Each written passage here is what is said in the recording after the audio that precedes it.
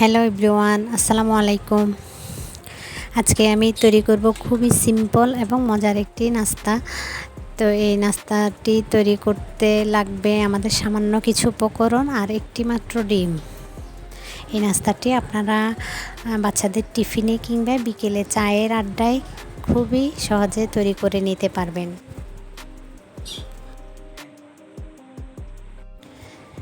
তাহলে চলুন দেখি আমাদের কি কি উপকরণ লাগছে।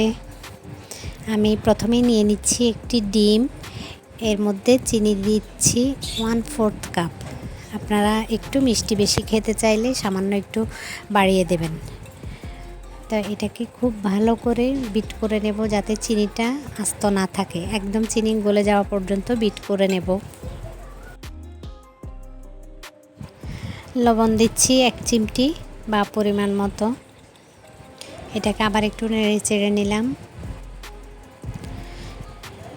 এবার দিয়ে দেব 3 টেবিল চামচ সয়াবিন তেল দিয়ে এটাকে আবার খুব ভালো করে বিট করে নেব, একদম কালারটা চেঞ্জ হওয়া পর্যন্ত।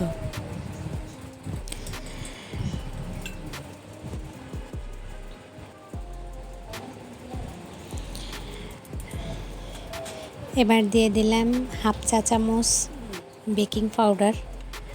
আর এখানে আমি ময়দা নিয়েছি, প্রথমে 1/2 কাপ আমি ময়দা নিয়েছি। যদি আমার আরেকটু লাগে তাহলে আমি পরে আবার দেখিয়ে দেব যে আমার কতটুকু লাগছে। তো আমি ময়দাটাকে 2 বারে চেলে দিচ্ছি।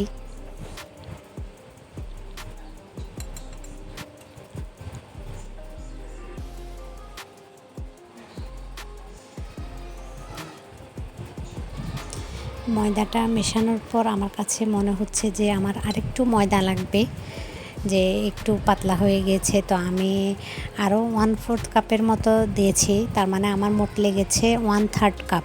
ময়দা একটু কম বেশি লাগতে পারে, ডিমের সাইজ যদি বড় হয় তাহলে একটু বেশি লাগবে। আমি আবারও খুব ভালো করে মিশিয়ে নেব। তো এরকম আঠালো একটা ডো হবে। আশা করি আপনারা দেখেই বুঝতে পারছেন যে ডোয়ের ঘনত্বটা কেমন হবে। এটাকে আমরা রেস্টে রেখে দেব 10 মিনিট।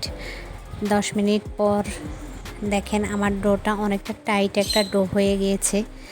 তো আমি স্প্যাচুলায় একটু তেল মেখে এটাকে বাটির চারপাশ থেকে সরিয়ে নিচ্ছি, যেহেতু এটা আঠালো একটা ডো হাতের মধ্যে লেগে যায়।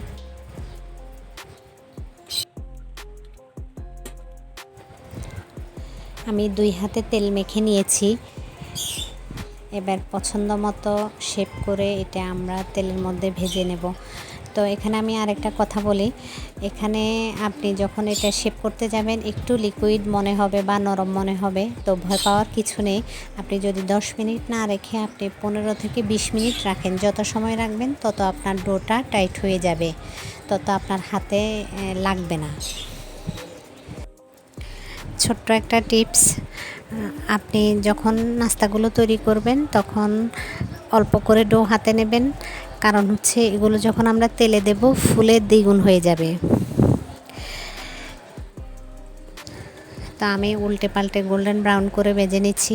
আর একটা কথা খেয়াল রাখতে হবে যে তেল একদম বেশি গরম করে ফেলা যাবে না, এতে করে তেল যদি বেশি গরম হয়ে যায় আপনার নাস্তাগুলো তেলে দেওয়ার সাথে সাথে বাইরে থেকে পুড়ে যাবে, ভেতরে কাঁচা থেকে যাবে।